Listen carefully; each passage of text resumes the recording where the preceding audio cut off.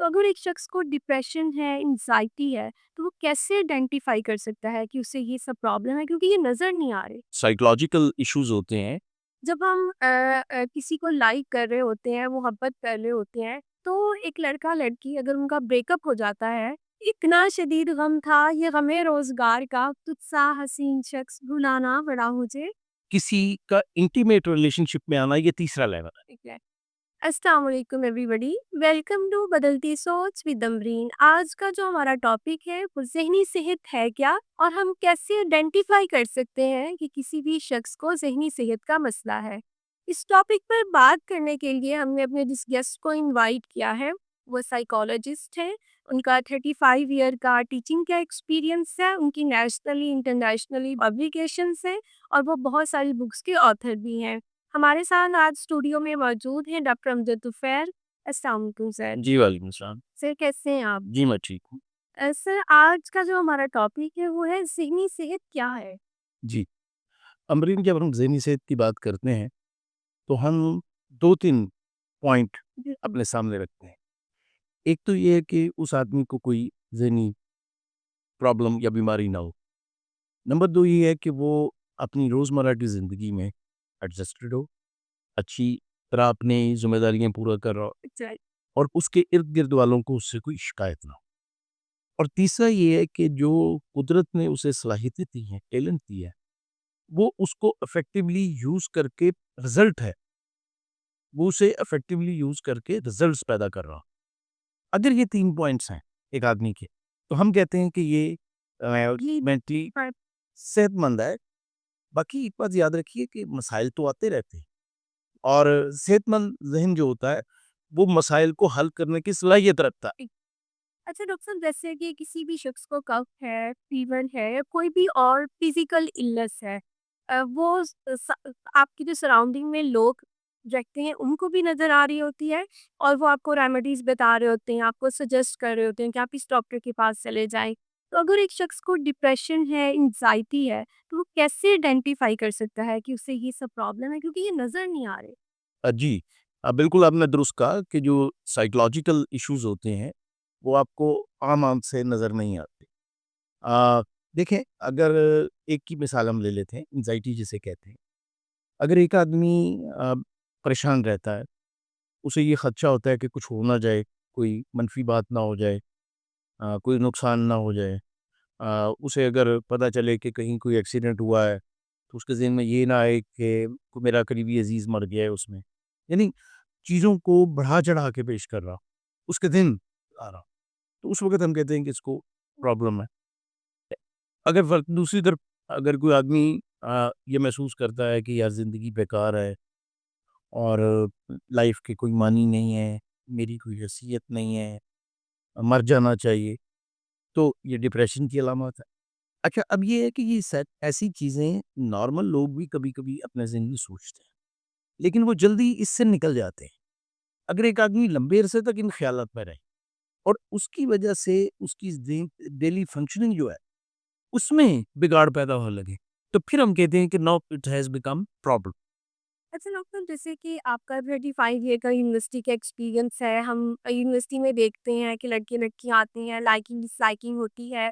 जब हम किसी को लाइक कर रहे होते हैं, मोहब्बत कर रहे होते हैं, तब हम बहुत सारी चीज़ें जो है वो इग्नोर करते हैं, जैसे कि सोशो इकोनॉमिक स्टेटस है, कास्ट है।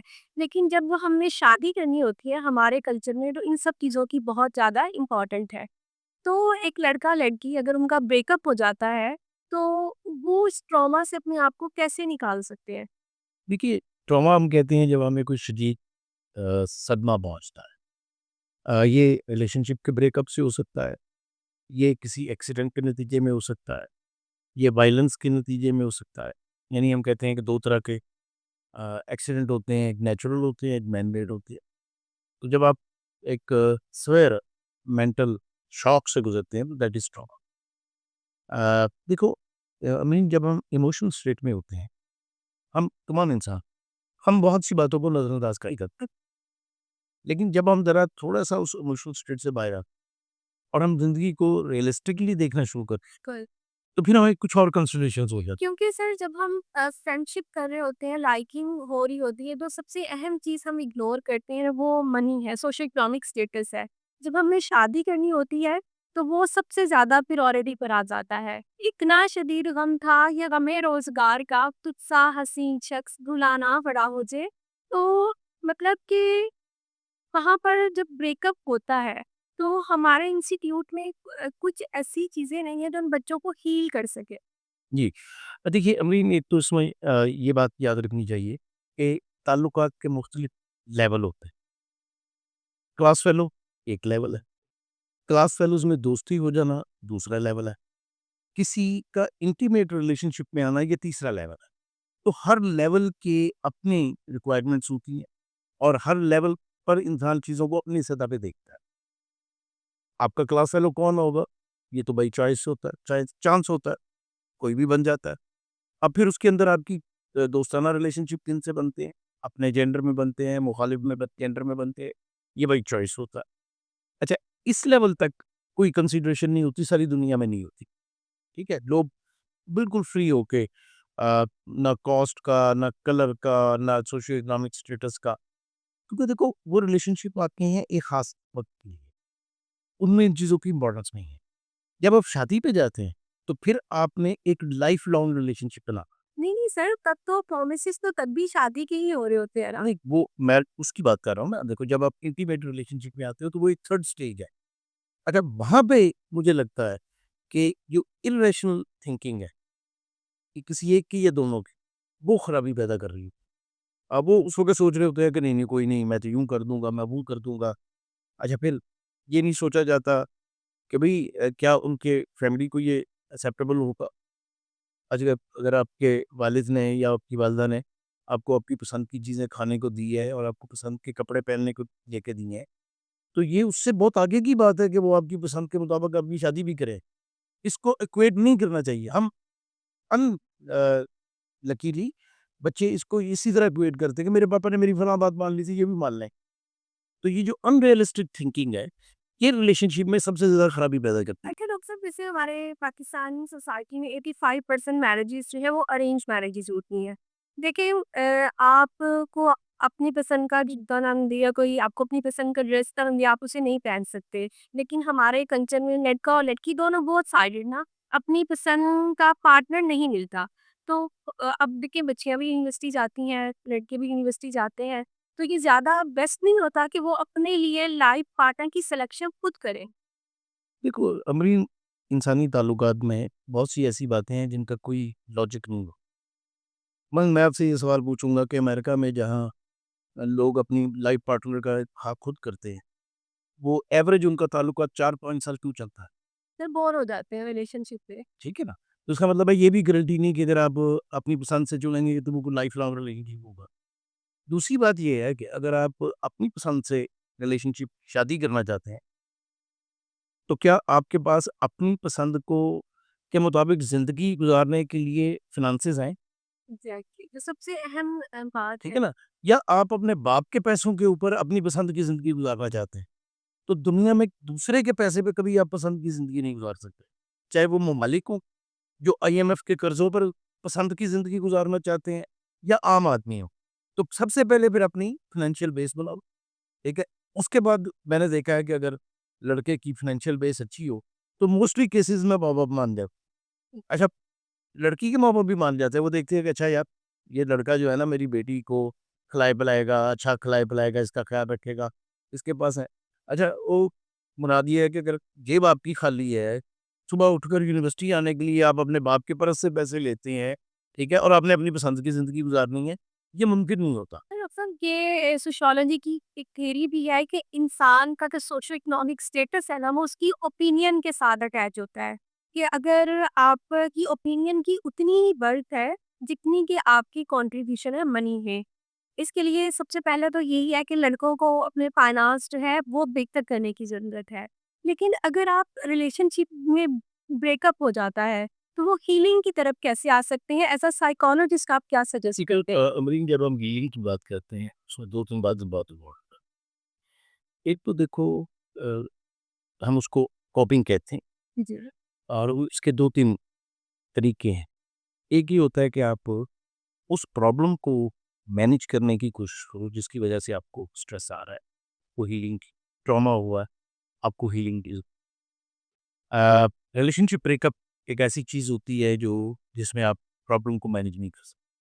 अच्छा, पाकिस्तान में नहीं, सारी दुनिया जहाँ बहुत माशरे ओपन है, लोग बहुत कुछ अपनी मर्ज़ी के साथ करते हैं, वहाँ रिलेशनशिप का जो ब्रेकअप है, वो सबसे ज़्यादा स्ट्रेस और ट्रॉमा क्रिएट कर एग्जैक्टली, क्योंकि फीलिंग्स और इमोशंस जो है वो अटैच होते अटैच होते हैं।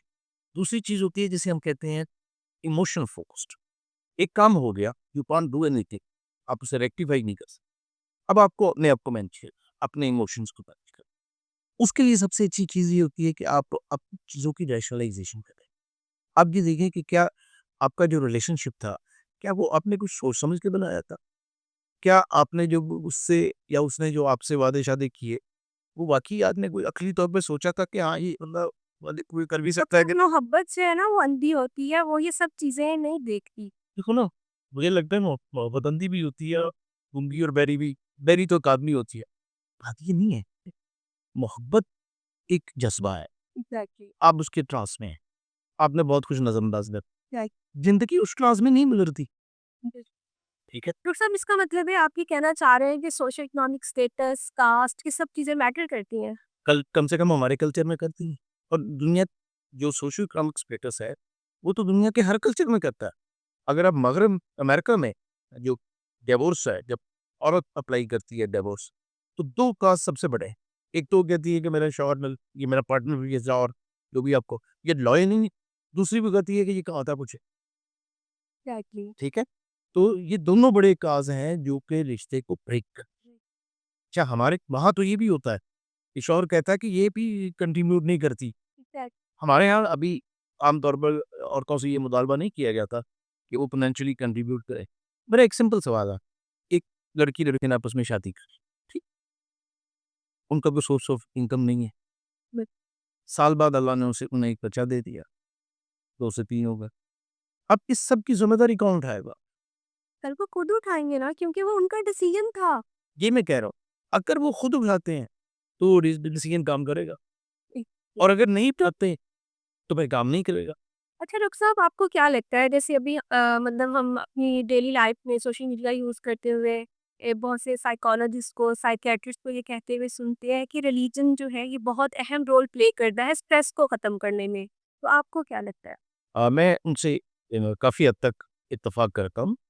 रिलीजन जो है वो आपको चीज़ों को बेर करना सिखाता है, नहीं डॉक्टर साहब, अगर किसी को स्ट्रेस है, वो नमाज़ पढ़े या कुरान पाक पढ़े तो स्ट्रेस ख़त्म हो जाता है? होता है।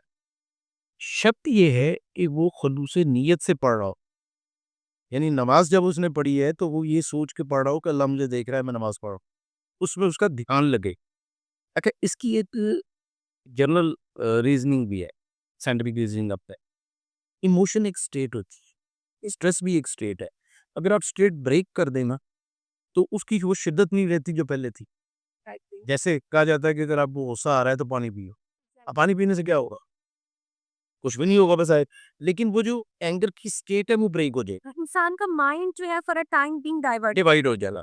इंसान का माइंड जो है वो भैया को 2 चीज़ों पे कंसंट्रेट नहीं कर सकता, एक पे कर सकता। ठीक है। जब आप रिलीजियस प्रैक्टिसेज़ में चले जाते हैं, तो आप अपने माइंड को जो चीज़ आपके लिए स्ट्रेस क्रिएट कर रही थी है, उससे हटा के दूसरी तरफ लगा देते हैं। लगा देते हैं। तो वो उसकी वो शिद्दत नहीं रहेगी जो पहले थी। ठीक है डॉक्टर साहब, thank you so much sir.